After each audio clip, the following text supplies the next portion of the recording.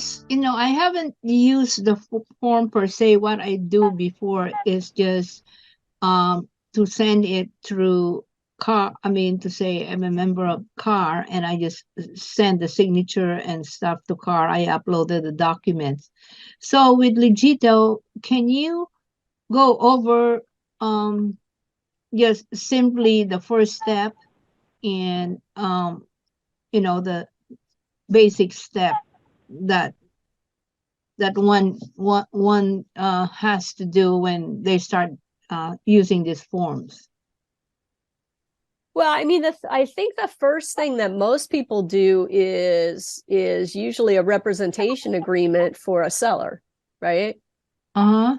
So if you're on your dashboard, you can go to your dashboard, and then here in your representation templates, you've got a seller rep agreement, and you can click on create there, or you can go, to templates and representation, and you've got your seller rep here. But that, I mean, it's the same thing. When you create that, that's the first thing you're going to do. Then when you get in here, you're going to put in your email address, the one that is registered with CAB, and you're going to click on get CAB member information. So it's going to take your email address, it's going to go to CAB's website, and it's going to pull your member name and your member information from CAB. Okay. Mm-hmm. Now we are, that reminds me, I've got to have CAB get add the brokerage firm DRE, because we still didn't do that. But the brokerage firm comes in, the brokerage firm DRE, CAB doesn't have that information on their website currently, so we need to get that added in. And the same with the brokerage firm address. And so if we auto-populate, if we can auto-populate these from CAB, great, but we'll still allow you to override them. But it'll just be easier in terms, we're trying to make it less data entry for all of you. So 7403121, I think, is my brokerage firm number. And then I could put in 10 Highway 111, Suite 102.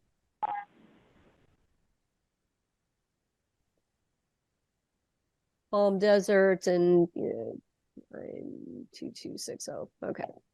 So on your rep agreement, what is your broker's fee going to be? What's your minimum broker's fee going to be? The rep agreement date for reference is going to be usually whatever the current date is. And the termination date is going to be, whatever it's going to be, depending on if you take 6-month, 1-year listings, or whatever. Okay. And then you just start entering in. Go ahead.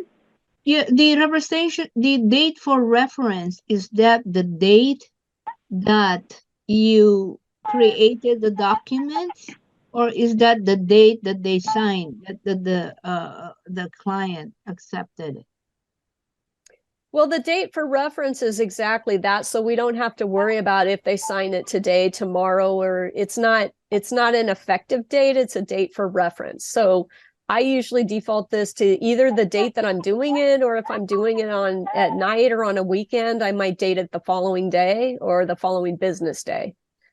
Whenever it is that I think I'm going to be sending it, I'm going to have it completed and send it off for signature. That doesn't mean that they're going to sign it that day, though. So I have no idea.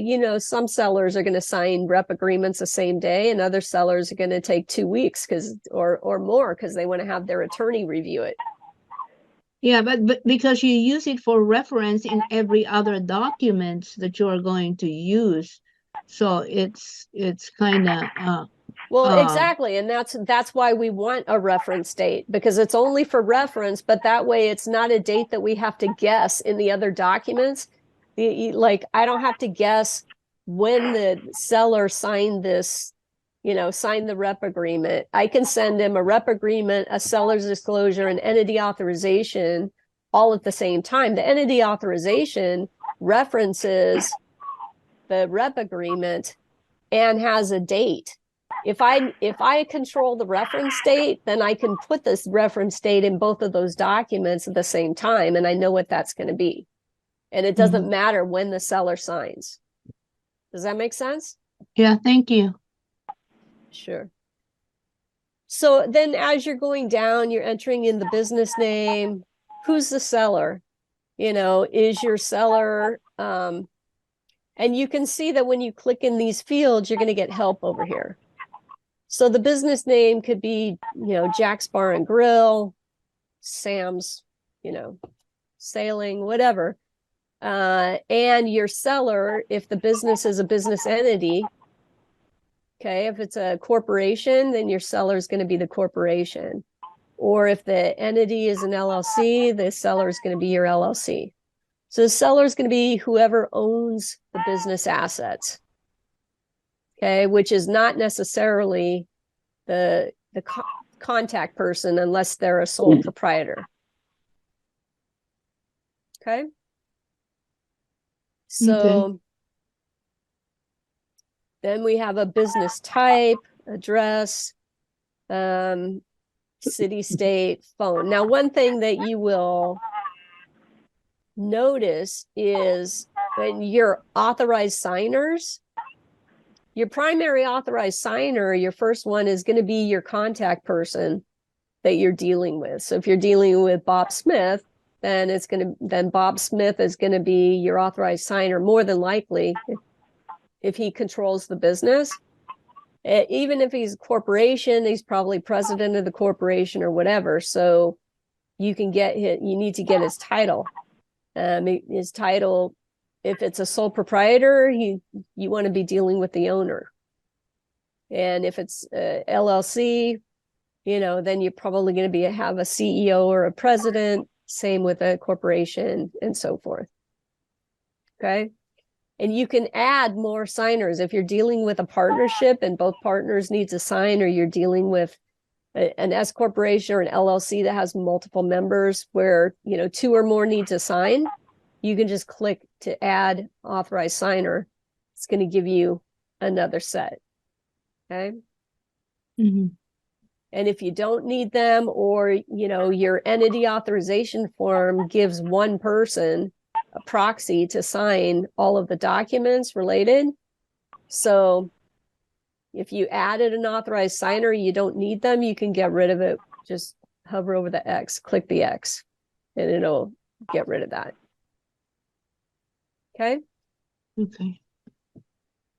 And then, are any liabilities to be assumed? Most of the time when you're dealing with a seller, that's if they have a manufacturing company and they just bought a $200,000 machine 7 months ago, there's a good possibility they're going to want the buyer to assume that. And, most of the time in the asset sales that asset purchase agreements we do, there are no liabilities that are assumed, but on occasion there are. So if you say yes, then it's going to ask you for additional information where you can see it added here, a line. If you say no, then it goes away, typically. Something went away. What did it do? Okay. Yeah. So same thing, is the seller willing to carry a note? If they are, then we're going to have information that needs to be put in. If they're not, then great, we don't have to put that in. Okay.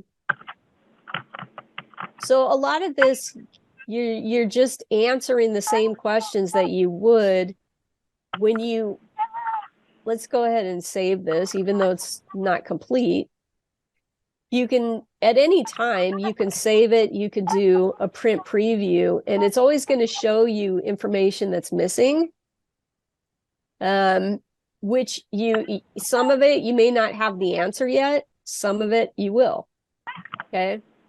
So because this is a set a document set, anytime you create a seller representation agreement, it's automatically going to create a agency disclosure for you, because you're required to provide that by law anytime that you have a seller sell or sign a listing agreement.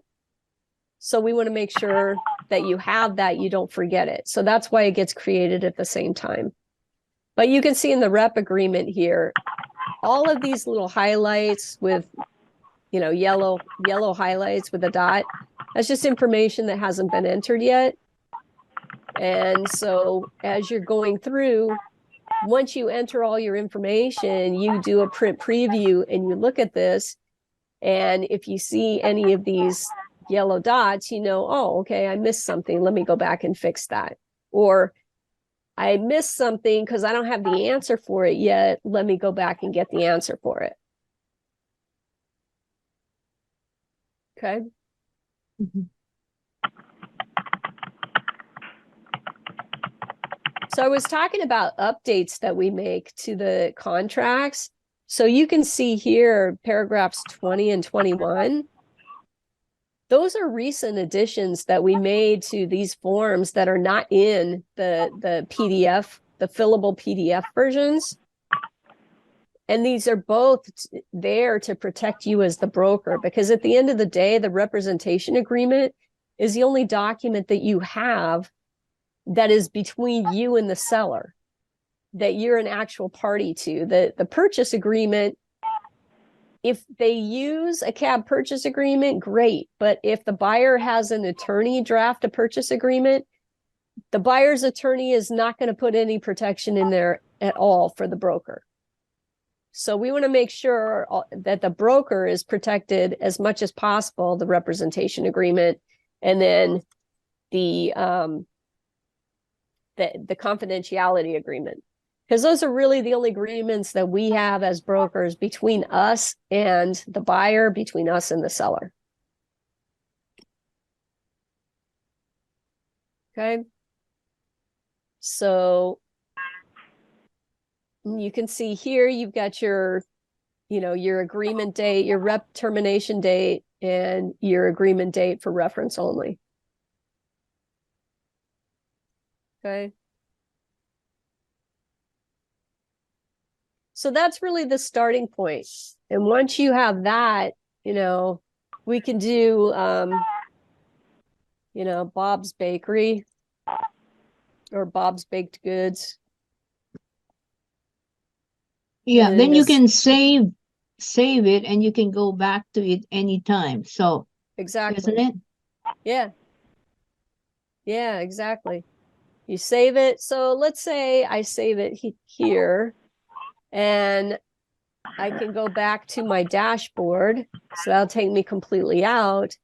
But now if I want to go back in to edit it, I've got my seller rep agreement for Bob's Baked Goods, and I can click on edit and go right back to it and continue. So if you get interrupted in the middle of things, it's always here.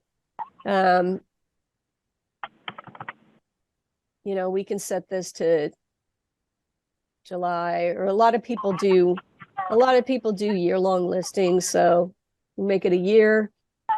Bob's Baked Goods, the seller can be Bob, I don't know, Bob Baker. And the business type is going to be a bakery. Address 100 Main Street. Any city. Okay, and then we can say what? 310 5555. Nobody uses faxes anymore. And we can say that his website is bobsbakedgoods.com. All right, so again, it's like if I'm done with this for now and I save it, that's fine. Authorized signers. Let's see, Bob Baker.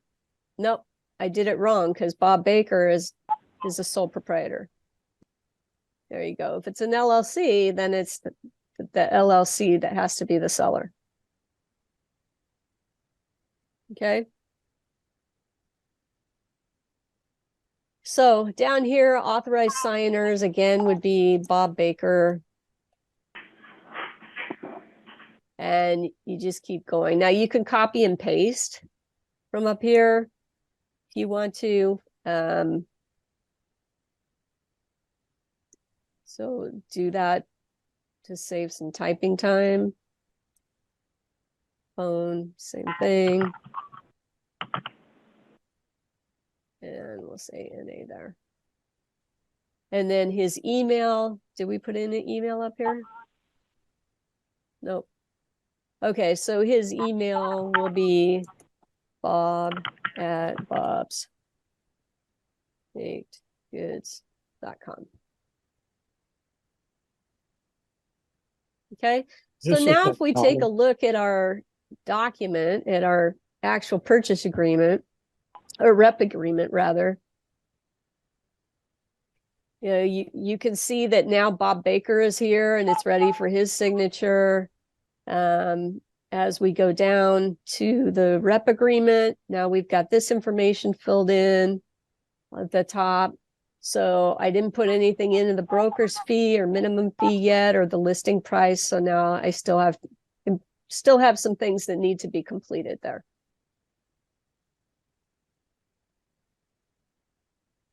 So once it's completed and signed by the seller, and they're giving you some documents. So how do you add the documents? Then you can upload the documents that they're giving you, like financial statements? You could. I wouldn't. I mean, personally, I wouldn't put those up here. This is really more for the agreements and the transaction documents. It's not for your due diligence. The financials and all of that. I mean, if you're a member of KEB, then you're a member of the IBBA, which means you get vault rooms free. So you can set up a folder in vault rooms and have your seller upload the financial documents to vault rooms, because that's really where you want to set up for due diligence, not here.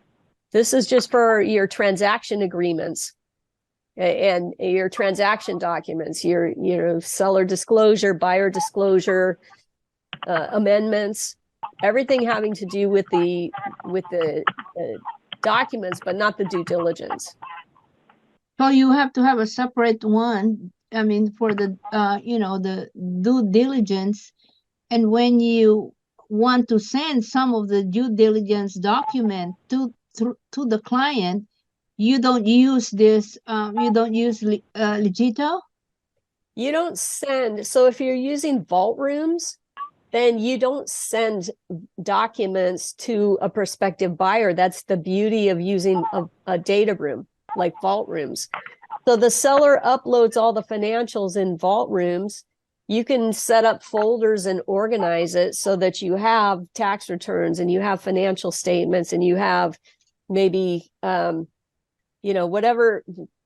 whatever you need, insurance, copies of their declaration pages of insurance. You might have an insurance folder. So, whatever the buyer has requested for due diligence, they usually have categories, and you set up folders in those same categories to make it easier for a buyer. But prior to having an offer, you're always going to need to have the tax returns and the financials. So you can put those in a data room. And the way that instead of sending those out to a buyer, a prospective buyer, you just add the prospective buyer's email address into the data room to give them access to the data room. And it's more secure because you don't have a lot of information floating out there. Also, it tracks every time they access a document. It gives you an audit trail and logs what the activity is. So you'll be able to see which documents they looked at and they reviewed. It also watermarks them. And so there's just a lot of benefits to using a data room. but it definitely makes your life easier. You don't have to remember who you sent different documents to if you have multiple buyers looking at the business, because they all have access to this. If you've given them all access to the data room, they all have access to the same set of information. Anytime you upload more information to the data room, it'll send them automatically an email that says an additional document has been uploaded. So it's just an easier way of doing things. Okay, thanks. So yeah, so that's your due diligence, your financial documents, all that is should go in vault rooms, and the but Legito handles your representation agreements, your purchase agreements, LOIs, amendments, any type of your disclosures, and your like your material contract schedule, things of that nature.